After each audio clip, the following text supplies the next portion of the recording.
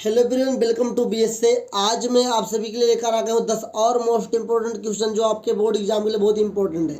Sir पिछली class में मैंने आपको 10 क्वेश्चंस बताए थे, उसी की सीरीज की ये नेक्स्ट वीडियो आपके सामने है साथियों। मैं आपको आज बताने जा रहा हूँ ऐसे मोस्ट इंपॉर्टेंट क्वेश्चन जो साथियों चैप्टर 6 से 7 के बीच में आने वाले हैं। 5 चैप्टर के मोस्ट इंपॉर्टेंट क्वेश्चन मैंने पिछली क्लास में आपको बता दिया है, जाकर के देख लीजिए, बहुत ही मोस्ट इंपॉर्टेंट क्वेश्चन हैं। ओके, तो आइए साथियों शुरू करते हैं आज इस क्लास को। सर हमारे पास क्वेश्चन लिखा हुआ है कि आकृति में यदि एल एम जो एल एम है साथियों ये पैरेलल है सी बी के, और जो एल एन है वो पैरेलल है साथियों सी डी के, तो सिद्ध कीजिए कि ए एम बटा ए बी बराबर ए एन बटा ए डी। ये 6 नंबर का सवाल है, बहुत ही मोस्ट इंपॉर्टेंट क्वेश्चन है, इसे ध्यानपूर्वक समझिएगा। हल लिखेंगे, ओके लिखेंगे। सबसे पहले दो त्रिभुज बनना है, ए बी सी बनना है और ए डी सी बनना है, तो लिखेंगे त्रिभुज ए बी सी में इसमें क्या है, L M parallel C B दिया है। जब दिया है तो लिखेंगे पैरेलल दिया है, तब थेल्स प्रमेय से ए एम बटा बी एम बराबर ए एल बटा सी एल। क्योंकि साथियों थेल्स प्रमेय कहता है कि अगर कोई त्रिभुज है जिसके आमने सामने दो भुजा बराबर है तो उनके अनुपात, उनका जो रेशियो होगा वो बराबर होगा। ओके, इसे समीकरण 1 मान लेते हैं।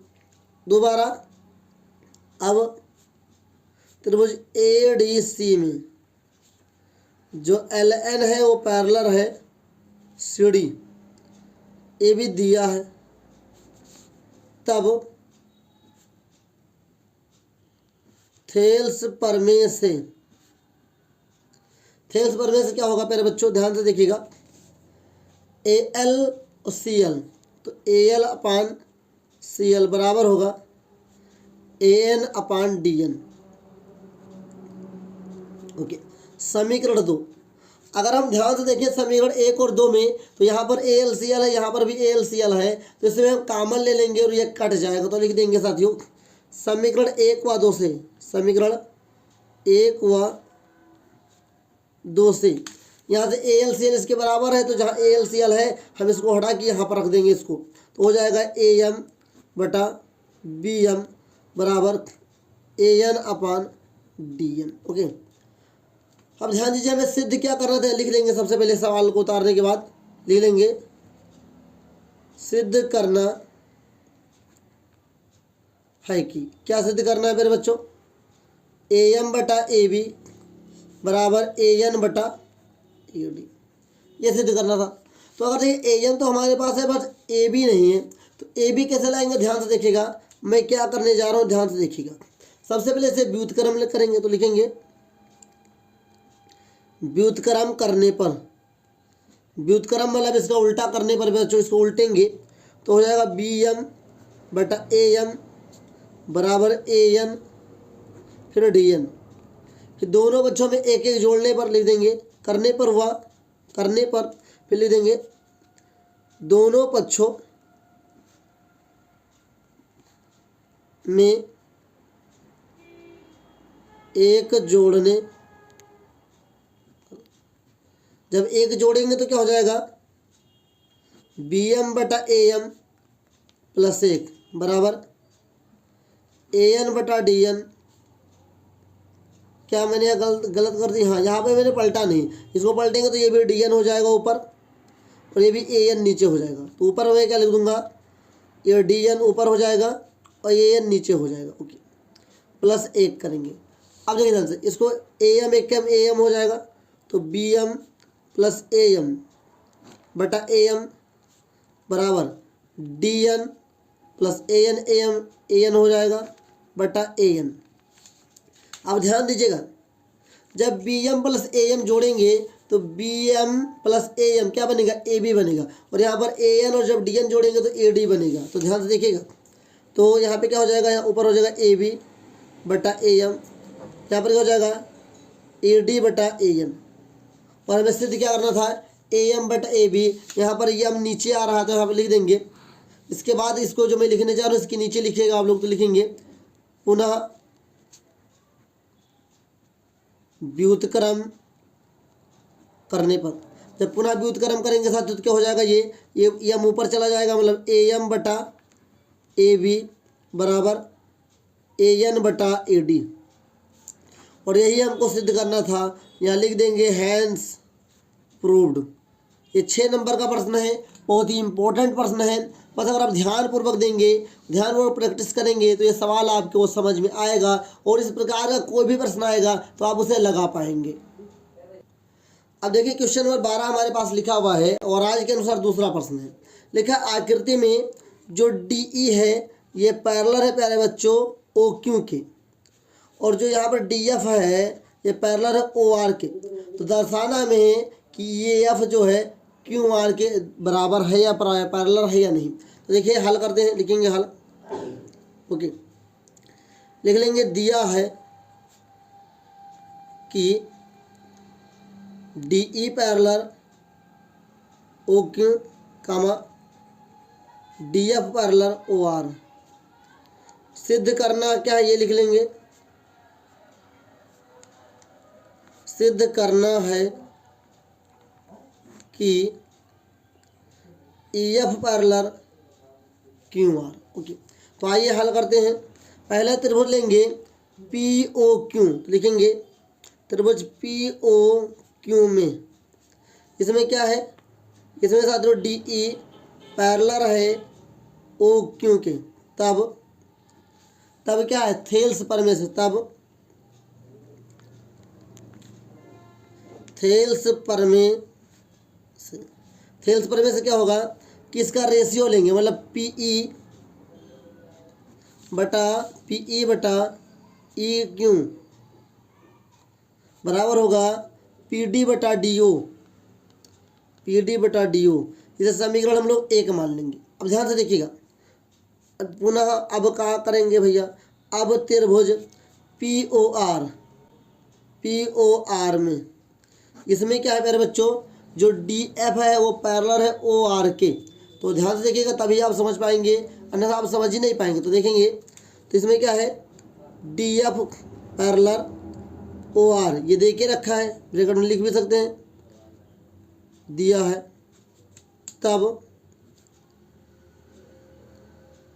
थेल्स प्रमेय से क्या होता है, यहाँ पर हो जाएगा पी डी बटा डी ओ, क्या हो जाएगा पी डी बटा डी ओ, यहाँ पर ये डी छपा हुआ है साथियों, डी बराबर यहाँ आएगा पी एफ बटा एफ आर। क्या होगा पी एफ बटा एफ आर, पी एफ है क्या, ई नहीं है साथियों, पी एफ है, पी एफ बटा एफ आर। समीकरण 2 हो गया। तो समीकरण 2 में देखिए, समीकरण 1 में है पी डी बटा डी ओ क्या है कॉमन, तो लिख देंगे यहाँ पर साथियों समीकरण 1 व 2 से।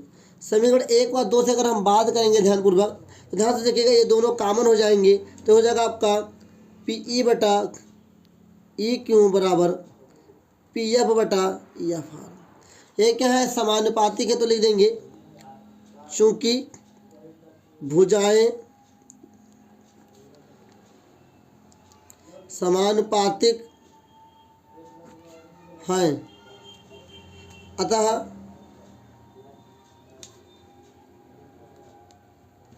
थेल्स प्रमेय के विलोम से, अतः थेल्स प्रमेय के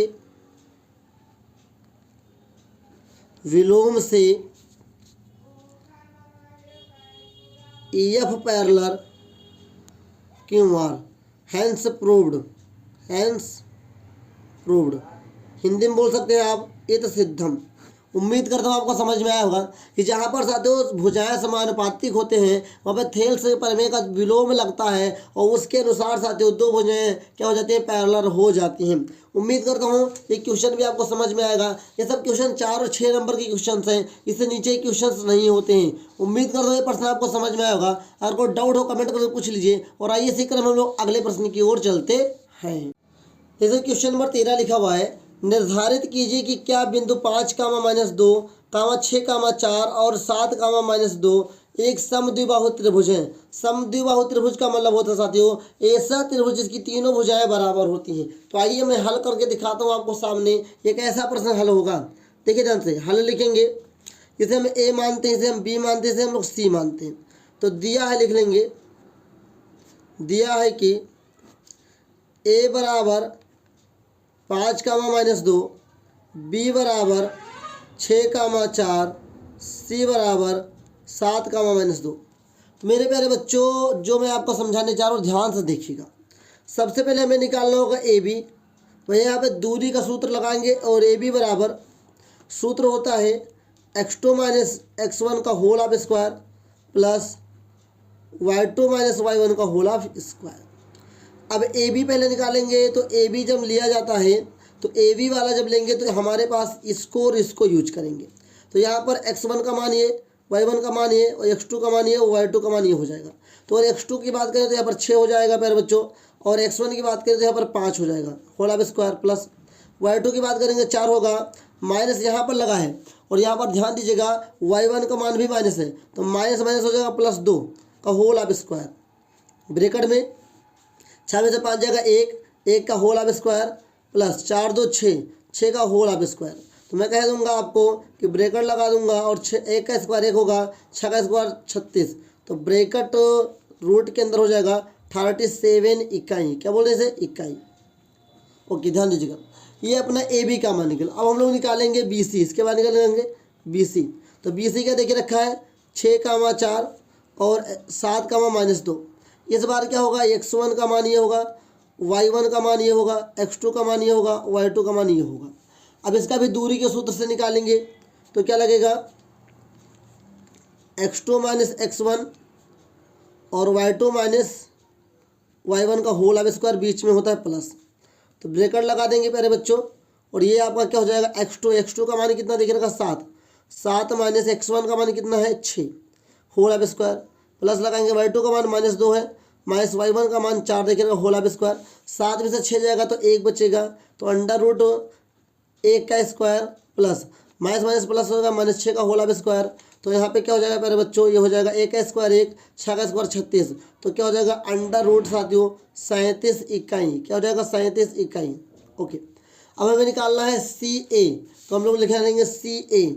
सी का मान कितना देख रखा है 7, -2, ए का मान 5, -2। तो 7, -2 और 1, 5, -2। ये क्या होगा x1, ये होगा y1, ये होगा x2, ये होगा y2। ओके अब ध्यान दीजिएगा हम फिर से सूत्र लगाएंगे। क्या दूरी का सूत्र लगाएंगे। ये हो जाएगा आपका x2 - x1 का whole of square plus y2 - y1 का होल ऑफ स्क्वायर। तो अगर हम यहाँ पर देखें ध्यानपूर्वक देखिएगा ध्यान से x2 का मान 5 है माइनस x1 का मान कितना है बच्चों 7 है का whole of square plus y2 का मान -2 और यहाँ पर माइनस माइनस प्लस हो जाएगा प्यारे बच्चों। ध्यान दीजिएगा तभी आप समझ पाएंगे।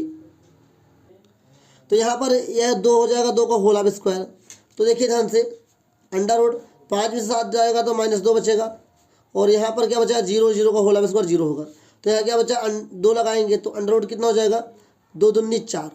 इसका मान कितना आ जाएगा 2। हमें सिद्ध क्या करना था समद्विबाहु। समद्विबाहु का मतलब होता है साथियों जो मैंने पहले बताया था कि साथियों किसी भी त्रिभुज की जब 2 भुजा बराबर होती है उसे समद्विबाहु त्रिभुज कहते हैं। सम मतलब बराबर, द्वि मतलब 2, बाहु मतलब भुजा। तो जब किसी त्रिभुज की 2 भुजा बराबर होती है समद्विबाहु त्रिभुज कहते हैं। तो यहाँ लिखेंगे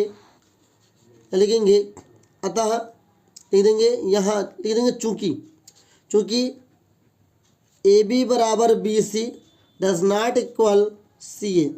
मतलब ए बी भुजा बी सी के बराबर है और सी ए के बराबर नहीं है। तो हमें समद्विबाहु सिद्ध करना है तो 2 बराबर है ना। तो लिख देंगे इसलिए दिए गए बिंदु एक समद्विबाहु त्रिभुज के शीर्ष हैं। उम्मीद करता हूँ आपको समझ में आया होगा। और कोई डाउट हो कमेंट करके पूछ लीजिए। अगर मान ले तो कोई ऐसा सवाल आ जाए कि यहाँ पर बोले समत्रिभाजित त्रिभुज है। मतलब समत्रिभाजित मतलब हुआ कि साथियों समबाहु त्रिभुज, तो वहाँ द्वि नहीं लिखा होगा। केवल समबाहु त्रिभुज लिखा होगा तो समबाहु त्रिभुज में तीनों का मान समान आएगा। जब तीनों का मान समान आ जाएगा तो समत्रिभाजित त्रिभुज मतलब कि समबाहु त्रिभुज हो जाएगा। समद्विबाहु त्रिभुज में दो भुजा समान हो जाए, चाहे ए बी बी सी हो जाए, चाहे बी सी सी ए बराबर हो जाए, सब जब दो भुजा बराबर हो जाएंगी तो समद्विबाहु त्रिभुज हो जाएगा। उम्मीद करता हूँ ये प्रश्न आपको समझ में आया होगा, और अगर डाउट होगा तो कमेंट करके जरूर पूछिएगा। आइए साथियों आगे बढ़ते हैं।